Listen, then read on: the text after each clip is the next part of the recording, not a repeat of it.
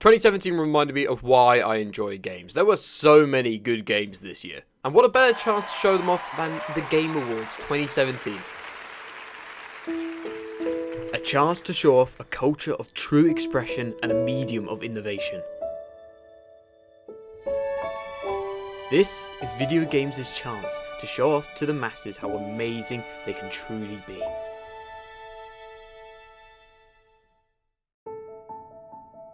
But we also have brand new game announcements from big studios and small studios and some things that, like, you know, reading the forums on the internet, I'm gonna go back tomorrow and like reply to some of these messages because things that people said like would never happen at the Game Awards are about to happen. Okay, can you swear here? Can you swear? We're on the Okay, internet. fuck the Oscars, you know? Fuck the Oscars! Fuck you! It's kind of impressive how far this award ceremony has come. For example, from a small light show with some 8-bit jams to an entire fucking orchestra performing some of the most incredible songs in video game history. This orchestra will have you going like, is that a fucking Persona? Holy shit, is that Doom? Is it Skyrim? Is that a fucking Toto? Oh wait, isn't this your game? No. A gripe I did have is that some of the awards were just swept under the rug after talking to a bunch of lunatics. Double the size, double the fun. Yeah. Kill you game? I mean, Samus Returns, one of Nintendo's most fan-loved franchises after a 7-year wait. Actually 8-year wait. Comes back returning to its original side-scrolling Metroid that we know and love, along with some great visuals, familiar gameplay, and some really cool tweaks to the franchise. But Jeff announces their win, while I'm just phased out after listening to fucking Rick and Mortis over here. The best handheld game, Metroid Samus Returns from Nintendo. This year, the Game Awards is introducing a category for Best Student Film. Fuck! And the winner of the first ever Best Student Game is... Level Squared. What? Brilliant, thank you very That's much. a student? I'm graduating in a week, somebody hire me, please. I have to say, there were no overly, unneeded moments. Probably because Jeff locked up his annoying roommate. Hey, Jeff, how about this? Okay, the Hydrobot, but Hydrobot 2, okay? It's Hydrobot, but with a 2 next to it, alright? You gotta get out of my house, okay? You've been here for way too long, man. You gotta get a job. Come on, man. You say that like I'm not gonna be on this year. Look, they loved me last year. Hydrobot was an absolute blast. No, Hydrobot shaved at least 10 people's heads off, okay? He's not coming back. No. There were some good world premieres shown at the awards, though. I counted at least 7 announcements for games coming soon. And 1 shit movie. It started off with the new World at War Z game, which looks kinda lackluster, not gonna lie. The only good thing was Jeff's smug-ass face afterwards. I mean, look at this fucking asshole. However, this game was completely blown out by 10 Chambers Collective's new game. Get the fuck out of here! I mean, it looks okay, but it's 2017 and people are still making zombie games. But hey, you shoot zombies, it's okay. Metro Exodus showed a new trailer. I mean, it didn't show much. But hey, it's Metro, come on. Some lower key games like Dreams is coming out apparently. It has a nice art style, I'll give it that. Along with its sort of Little Big Planet feel. I kind of dig it. And then there's Witchfire, in which you must enter Shrek's swamp and navigate your way through and try and survive without fucking dying of boredom in another walking simulator. Wait, what the fuck? What the fuck? Holy shit! Holy shit! It's Dark Souls with guns! It's fucking... Looks like Bloodborne in first person, I like. It's like Dark Souls with Dishonored, it's like... Edgy. Bitch. XD. Dark Souls with Doom! What the fuck does this mean? Oh my god, it's Dark Souls with snails. I'm looking forward for Bloodborne 2 FPS edition. What else? Speaking of Bloodborne, From Software showed, something.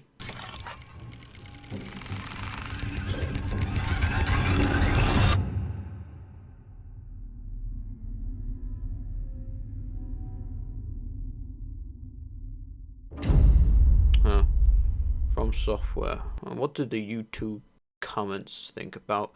Oh. This game is harder than Dark Souls. Reminds me of Dark Souls. You know, You think about it, this game's just like Dark Souls. Well, it gets me. It's just like Dark Souls. Taste like Dark Souls.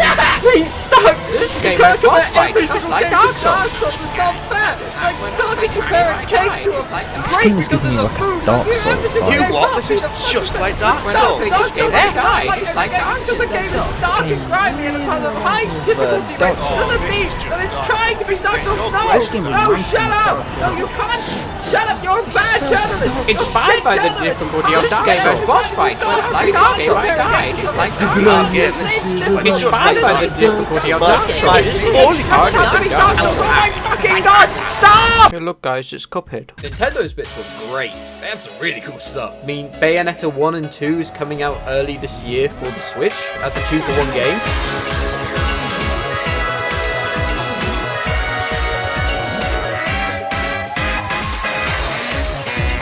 But Reggie.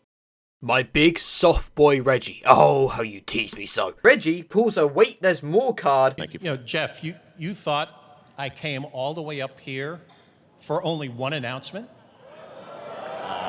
And you know what it is? I don't know. It's fucking Bayonetta 3, baby. Oh my fucking god. Are you telling me this game is coming on the Switch? Are you fucking kidding me?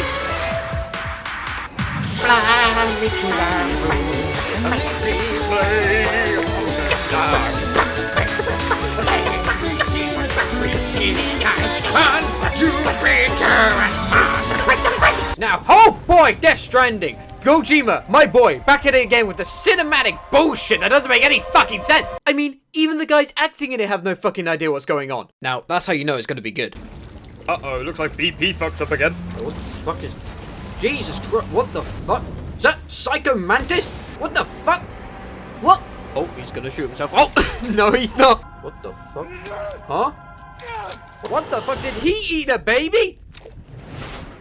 And then you've got this giant ass oil god. Like, what the fuck is going on? There is a lot to look forward to here. Just listening to some of the interviews with Kojima just shows how much he is trying to push gaming as a platform. And I am all in to see what the fuck this cute little psychopath is planning. Get back together. They're a couple. I'm glad you gave me some clothes to wear this time. 2018 is looking to be a good year. I'll give it that. But enough talk about the future. I want to talk about the past, aka the bestest of the best. You know, the elite, the big mama jammers, the cream of my cock, the best games of 2017. And by God, there was a lot of them. We had a Hat in Time showing how the hell to do a Kickstarter. It's a game that really harkens back to those classic platformers, you know, Mario 64, Banjo-Kazooie, Bubsy, and really adds its own to the mix. A perfect blend of genres, charm, and fun. All for 23 bucks. Speaking of classics, Sonic Mania kicks some good ass. Now, honestly, my experience with Sonic is quite limited, alright? My Sonic portfolio consists of my first ever Sonic game being Sonic Advance 3 with the tattoo Game Boy Advance. Yes, I owned one of these. I still own one of these. I'm a bad boy. Do not fuck with me. Still don't believe me? I also played Shadow the Hedgehog for PS2. So you know you do not want to mess with me. So as far as Sonic games go, 2D always seemed the best, right? Sonic Mania says yes. This game is a love letter to that golden age of Sonic, and a goddamn fun game too. Building up momentum and going fast feels brilliant, jam-packed with so many unique levels you can't fucking handle it. Sonic Team, you have found your new developers, and I hope you let them go ham with their next game. For all its shortcomings, I did manage to squeeze a bit of fun out of PUBG. I shot them to distract them. Hurry up! What the fuck?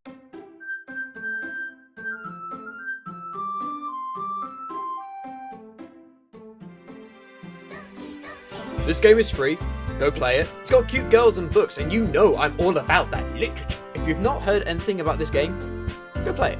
It's fun and very interesting. Quickly before they undertale it. Hellblade Sorna's Sacrifice came out. Now, as an actor myself, you might have seen me in a few movies. Melina's acting was a haunting, emotional, raw performance that really struck me. Acting for video games has always been an interesting subject for me. Hell, I could still go into it as a career option. I've always viewed acting in video games as ungenuine and plastic, but Melina has gone over and beyond with her role. So props to her for that. But in the end, I think I have to leave it to 5 big boys. So here it is. The top 5 video games of 2017. Cuphead is the kind of game that makes me want to throw a chair. Fuck!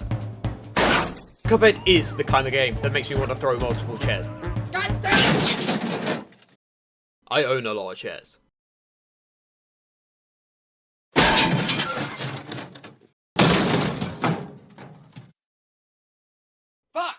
But still, I persisted. I knocked my head against these bosses time and time again. And let me tell you, it was kind of worth it. The fights in this game are brutal. However, learning them is part of what makes it so addicting. The entire boss fight becomes a dance, a tango between two foes. Honestly, I'd compare this game to Dance Dance Revolution before, anything else. Now, backed up with that fucking amazing hand-drawn 1930s, hand-drawn art style, and that fucking jazz that makes you just want to go.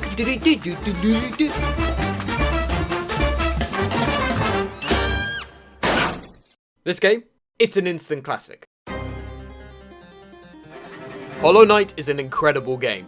Now, part of me loves this game for a similar reason to Cuphead. The boss fights are crazy, and there are over 30 of these bad boys to go around, going up against these big boys after navigating that long, dark, atmospheric, beautiful scenery. After learning what attack pans they have, what spots you can heal in, when it's safe to attack. It's just so gratifying. With that Metroidvania exploration, having new areas open up after mastering new abilities, the feel of progression is there, and it's so satisfying. Now, there was a time where I got lost in the game, and trying to get out was a bit infuriating. I mean, I stopped playing for like a solid month or so, but after a break I came back to it, and I'm glad I did. There's always a different path, there's always something that you may have overlooked at first, but when you find it and you get that sense of progression, it's just... There's a definite somber aesthetic to this game, an extremely dreary feel in the atmosphere. The mood where you just sit back and say, what's the fucking point, man? I don't know, man. Why am I doing this? I don't know. How am I gonna kill that guy? I don't know. How am I gonna kill that guy? But there's this little voice in the back of my head tempting me to go a little bit deeper. There's always this undeniable urge to get a little bit better. This underlying sense of hope for what lies ahead. This hope is what kept me playing. It's what kept me replacing each and every chair I threw out the window. That little voice of determination is what I love in video games. And the games that get that little voice chirping in the back of my head, those are the games I'll cherish for life. This game consistently defied my expectations. The combat is tight and satisfying. The enemies are all so unique, and the 2D art style is astonishing. The music is captivating, and hey, I've always said, if an OST has a piano in it, you can count me in, alright? You can count me in.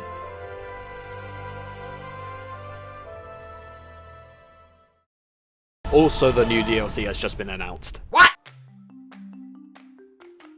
Yoko Taro. This anime supervillain looking motherfucker. Not only has he made me want to fuck a robot, this Jack Skellington wannabe has made me want to fuck a robot! Wait. Fuck, no. Question and value my existence as a human being compared to those that lack the human construct of a soul. Yeah. This game is about what it means to be human. Fucking bushes! And yeah, it doesn't have any. As the game progresses, the robots aren't just robots anymore. They begin to have feelings, emotions, you know, fear, human emotions. So what are they? I don't know, Yoko! What the fuck is this guy doing? Huh? What the fuck? Fucking amateur. Look, this is how it's done. This is how it fucking goes in this business. Speaking of laying waste, hacking and slashing in this game, it's great. Out of here! And then you got the music. I mean, it's alright. Oh, no! Pussycat, no! I mean, it kind of conveys the idea of...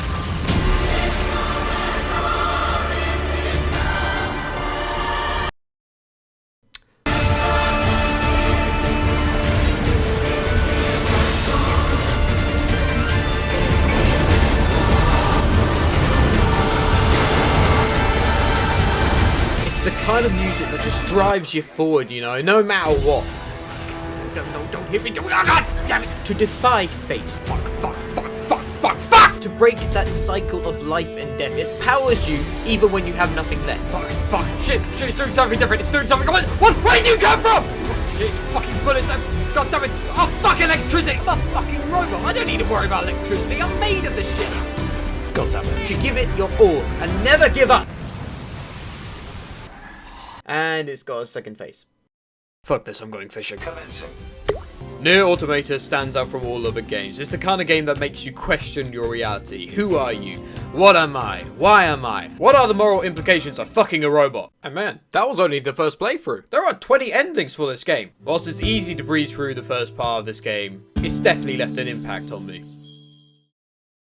The Nintendo Switch. I bought this thing back when it first came out, and I'm so glad I did. I have gotten so much enjoyment out of playing with this thing. When I was flying over budget Russia, Bulgaria, I whooped my friend's ass in Mario Kart 8. Hey, watch this and we'll go pro. Oh, fuck! That was me, you fucking idiot! You're gonna fucking regret that. Around 40,000 feet off the ground. I'm gonna win. Remember me, swag! Oh my god! And celebrated with a high-quality second-class bacon bite. Now, can you do that with your Xbox? No, it doesn't come with bacon. Now, I mean, that's some cool shit. There's definitely a lot of novelty to playing on your Switch and then picking it up and joining your family downstairs for like a cup of tea. So, big props to Nintendo for making it a brilliant console. And then, it descended from above. And oh, is it a good game? Mario Odyssey! Oh, Nintendo's goal with games has always been to make a fun game mechanic and building the game around it, fine-tuning it to perfection, until that game is nothing but fun. And goddamn, is this game fun? There is never a dry moment in this game. It's just non-stop enjoyment. There's all this funky shit you can do with the hat and jumping that just makes speedruns so fun to watch. And then there's all this attention to detail. I mean, look at this. Mario sits on a cactus, he gets little spines in his nose. Mario somehow gets bored and goes to sleep, a little bird lands on his nose. This dragon eyes you up like you fucked his own daughter in front of him. But most of all, the nose physics. Just look how it jiggles with joy! The amount of collectibles is insane. There are over 800 moons in this game. I mean, what the fuck are you gonna do about that, Jupiter? There is already so much amazing content, and now they're handing out free updates to add even more? I don't think this game can end, and I don't want it to. Just pure, unadulterated fun, through and through. Mwah! Thank you, Nintendo. Speaking of.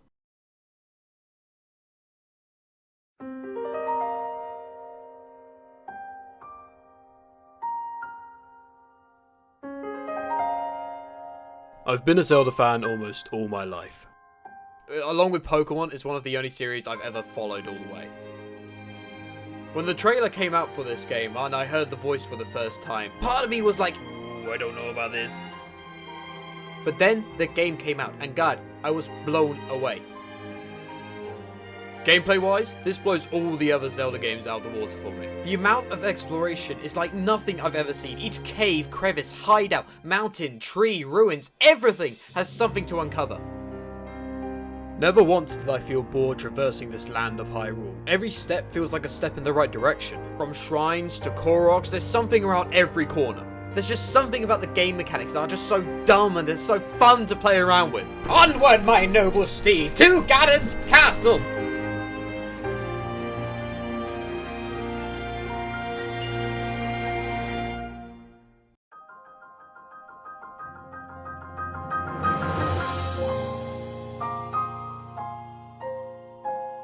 And as much as the weapons stay intact like a fucking wet noodle, finding a new weapon is not a problem. Your arsenal is ever changing. Alright, you bobo shitbags, how do you like the power of the rock? Okay, wait, no, I'm sorry, I'll just put it down. Don't. There is an abundance of weapons, armors, and shields to collect. And with amiibos and DLC, that is ever expanding. 100%ing this game will take you an eternity. I have 80 hours in this game when I finally finished it. And I'm not even a quarter of the way through. With a game all about exploration, it's got to be at least a tiny bit visually pleasing when you're holding that forward button for a solid 15 minutes. Zelda Breath of the Wild is not only that, but is beyond. I mean, it was nominated for art direction for a reason. The cell shading mixed with lots of tricks by the art staff just gives a stunning feast for the eyes. Now this, coupled with the soundtrack, for what little there is, it can easily captivate and immerse you whilst wandering around absorbing the wildlife. Can't help but be entranced by it. Assaulting Hyrule Castle to their amazing and dynamic theme is fucking incredible. And I've always said, if a soundtrack has a piano in it, yes, me erect. This entire game feels like a journey, but it's your journey, it's your adventure. And I think the first game in the series, that's what it got so right. Breath of the Wild has triumphed in many ways, and more than deserving of Game of the Year. For me, this game will always have a place in my heart as one of the most passionate and beloved games in the franchise. Just polished to perfection. There is no way you can one-up this Nintendo.